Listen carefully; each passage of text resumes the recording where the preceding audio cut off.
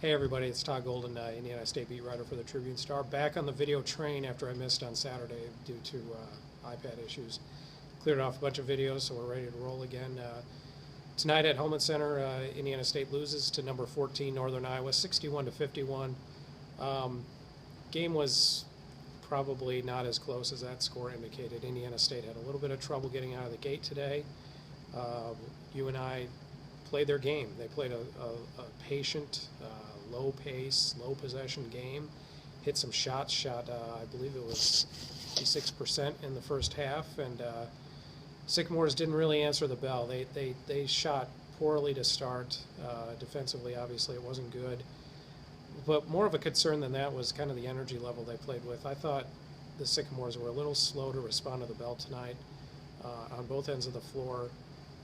And part of it, a lot of it had to do with UNI. They're a very good team, and not taking anything away from them, but certainly the Sycamores, probably could have had a little bit more energy to start the game, and especially to start the second half when Indiana State straightened out their defensive game. UNI did not shoot very well in the second half. They ended up shooting 26.9%, but the Sycamores couldn't get their offense going either. In fact, UNI was able to build their lead despite the fact that their offense wasn't operating as efficiently as it did in the first half. At one point, UNI led by 18. The Sycamores closed the gap late, finally started attacking the paint a little bit.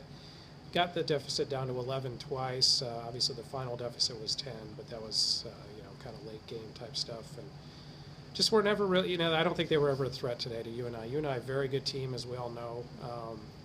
They got a good contribution tonight from Jeremy Morgan, who had 12 points and 9 rebounds. Seth Tuttle had 15, missed some shots he might normally make. He probably could have even been more effective, but was good as usual. And UNI's a better team, and I think there's nothing wrong with conceding that. But it's odd, normally I wouldn't be terribly concerned with a loss to a ranked team. But I think the Sycamores need to,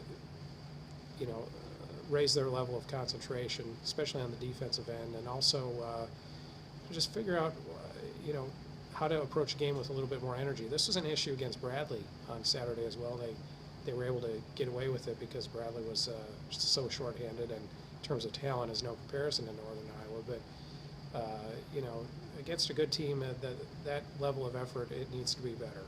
And the only Sycamore today in double figures was Devontae Brown. He had 14. Devontae, for the most part, played pretty well.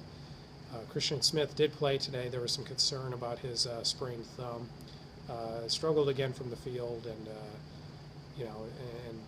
and really wasn't engaged as he normally would be defensively. Really, there weren't many Sycamores that you could say played above and beyond today. So it happens. What can happen is for it to become a pattern, and Indiana State plays its next two on the road, starting with Loyola on Saturday, and we'll see. Loyola, we don't know whether they're going to have Milton Doyle back or not. It's pointing towards not, but we'll see. And the Sycamores just need to use some of this time they have. They have 3 days until they travel to re-energize and find some of the practice concentration and some of the energy that they had in the beginning of January. So that's about it. We'll hopefully be filming from up in Chicago, and thanks for watching.